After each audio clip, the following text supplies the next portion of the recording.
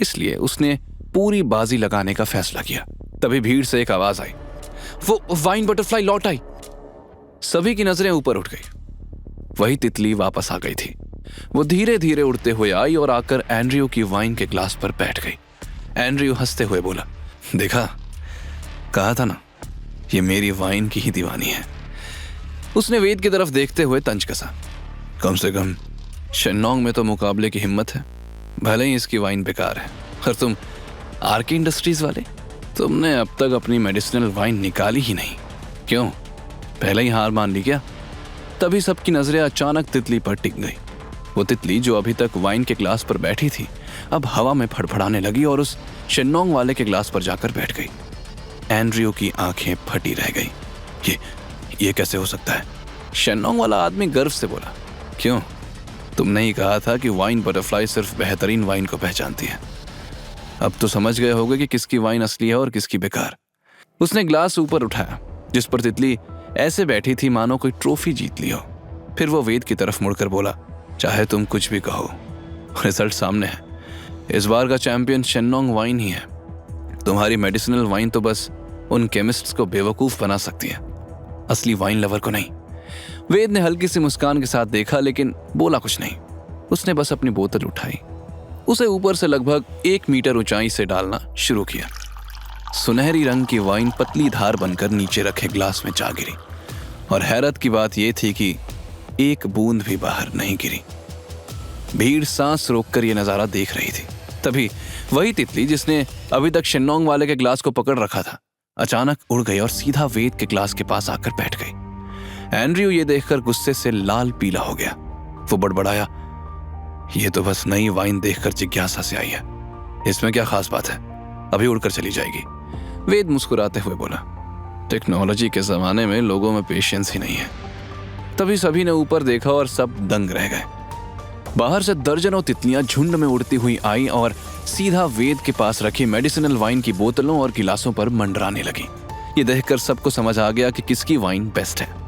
लोग वेद के लिए तालियां बजाने लगे और एंड्रयू और शेन्नोंग वाला शर्म से सिर झुकाए चुपचाप अपने ग्लास उठाकर वहां से खिसक गए। आखिर उन्हें और बेइज्जती करवाने का शौक नहीं था। बस थोड़ी ही देर में फाइनल रिजल्ट का अनाउंसमेंट हुआ और इस इवेंट का चैंपियन बनी आरके मेडिसिनल वाइन। शाम तक तो कई बड़ी बड़ी विदेशी कंपनियां आरके इंडस्ट्रीज के साथ एजेंसी कॉन्ट्रैक्ट साइन करने पहुंच गई। इस धमाकेदार जीत के बाद वेद और उनके तीनों साथी आखिरकार अपने कमरों में लौट आए। पिछली रात किसी ने ठीक से नींद नहीं ली थी। मानव और दोनों लड़कियां बाया पुलिस स्टेशन में थी और वेद पूरी रात उनकी फिक्र करता रहा। अपने अपने कमरे में आते ही सब चेंज करके सो गए। वेद ने भी कियारा को कॉल करके गुड न्यूज दी और फिर लेट गया। करीबन 4 घंटे बाद जब नींद पूरी हो गई तो सबके चेहरे ताजा लग रहे थे। वेद ने कपड़े बदले और बाकी साथियों को डिनर पर चलने के लिए नीचे बुलाया। माही ने तुरंत कहा, रेस्टोरेंट नहीं, चलो मॉल चलते हैं, शॉपिंग करेंगे, घूमेंगे, मजे करेंगे। वेद ने मुस्कुराकर हामी भर दी। चलो, आए हैं तो थोड़े मजे भी कर लेते हैं। चारों होटल से निकले और पैदल ही निकल पड़े। पास ही गीना शॉपिंग सेंटर था, शहर का सबसे बड़ा मॉल जो 12 मंजिल ऊंचा था। असल प्लान तो ये था कि पहले थोड़ा घूमेंगे और फिर खाना खाएंगे, लेकिन वेद ने कहा, पहले पेट पूजा फिर काम दूजा। मॉल के फर्स्ट फ्लोर पर उन्हें एक रेस्टोरेंट मिला। सबने वहां की सबसे मशहूर डिश ऑर्डर की, लेकिन तभी दरवाजे से 2 लोग अंदर आए। वेद और बाकी तीनों को देखते ही वो रुक गए और ठंडी हंसी के साथ बोले, अरे वाह, ये तो हमारे चैंपियन साहब हैं। इतनी बड़ी जीत के बाद भी छोटे से ढाबे में खाना खा रहे हो, तुम्हें इवेंट का ड्रीम पास नहीं मिला। ये वही नौजवान मृदुल और उसका साथी विनय था जो इवेंट में जानबूझकर ताने कस रहे थे। तभी सीमा ने अपना बैग उठाया और उनके सामने जाकर अपने बैग से इनवाइट निकालकर उनकी टेबल पर पटक दिया। ये रहा तुम्हारा ड्रीम पास, जिस कॉकटेल पार्टी का इतना ढिंढोरा पीट रहे थे ना, उसका असली इनविटेशन हमारे पास ये है। लेकिन हमें जाना ही नहीं है। अब चाहो तो अपने खानदान को फ्री का खाना खिलाने ले जाना।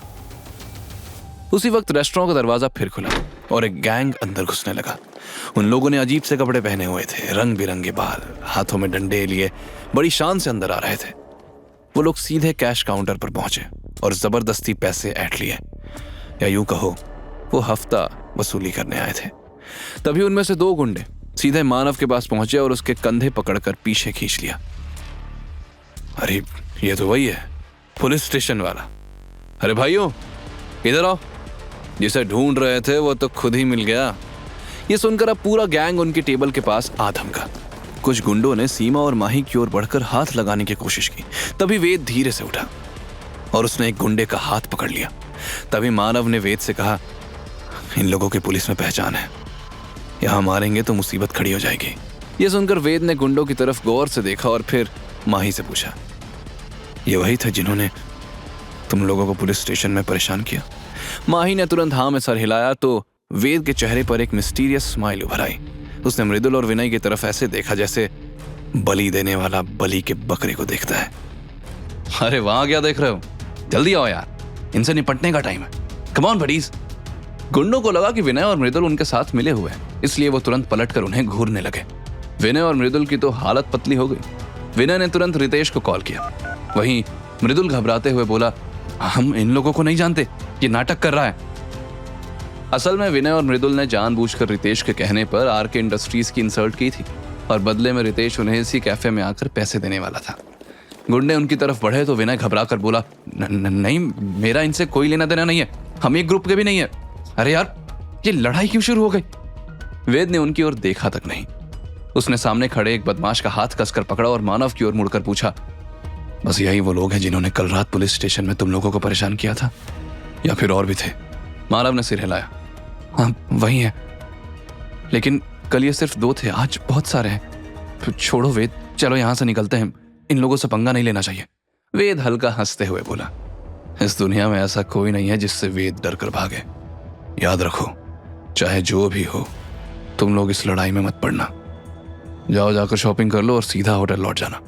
कल सुबह की फ्लाइट है, मैं वापस आ गया तो साथ चलूंगा, वरना अकेले आ जाऊंगा। इतना कहकर उसने एक गुंडे को लात मारकर उड़ाया और सीमा के हाथ पकड़कर बोला, जाओ तुम लोग निकलो। मानव घबरा गया, वेद तुम करना क्या चाहते हो? वेद हंस पड़ा, कुछ नहीं, बस कल रात के पुलिस के साथ एक छोटा सा खेल खेलने वाला हूं और उसके लिए इन गुंडों की जरूरत पड़ेगी। बस फिर क्या था, वेद ने उन गुंडों की धुनाई शुरू कर दी और थोड़ी देर बाद कांच टूटने की आवाज के साथ कुछ गुंडे धड़ाम से बाहर गिरे और जमीन पर दर्द से लौटने लगे। बाकी के लोग भी डर कर रेस्टोरेंट से पीछे हटने लगे। उसी वक्त बाहर विनय और मृदुल अस्त व्यस्त हालत में खड़े थे और उनके साथ था जो विनय को पैसे देने आया था, लेकिन गुंडों की चपेट में आ गया। गुंडों ने उसकी हालत ऐसी कर दी थी जैसे सड़क का कोई भिखारी हो। उसके बाल बिखरे, कपड़े फटे, होंठ सूजे हुए थे।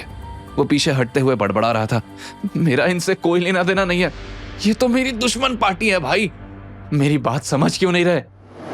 दूसरी तरफ रुबीना को गुंडों ने घेर रखा था और बार बार उसे छूने की कोशिश कर रहे थे। वो डर के मारे रोने लगी। इसी बीच बाहर से वही छोटे बालों वाला आदमी निरान अपने और आदमियों के साथ आ धमका। उसने डंडा उठाया और उन गुंडों पर बरसना शुरू कर दिया जो रुबीना और रमेश पर हमला कर रहे थे। कई गुंडे उसके डर से भाग निकले। रमेश ने राहत की सांस ली और अपने कपड़े ठीक करने लगा। थैंक यू सो मच, तुम टाइम पर आ गए। तभी गुस्से से भरे रमेश ने निरान से कहा, भाई ये सब उस आरके इंडस्ट्रीज वालों ने किया है, उनको छोड़ना मत, खासकर वो वेद, मैं उसे जिंदा नहीं देखना चाहता। निरान ने कोई जवाब नहीं दिया, उसकी नजर सामने जमी थी। रमेश ने हैरानी से पूछा, क्या हुआ निरान भाई? ये पूछते हुए वो भी आगे देखने लगा तो जहां अभी कुछ देर पहले वेद और उसके साथियों को घेरने वाले गुंडे थे, वे सब गुंडे जमीन पर पड़े कराह रहे थे। ये क्या हुआ? इसने इतने लोगों को पीट दिया और वो भी एक साथ? आगे की कहानी जानने के लिए देखें अगला एपिसोड सिर्फ पॉकेट एफएम के YouTube चैनल पर और के फॉर किंग के सारे एपिसोड्स को सुनने के लिए डिस्क्रिप्शन में दी लिंक से डाउनलोड करें पॉकेट एफएम ऐप।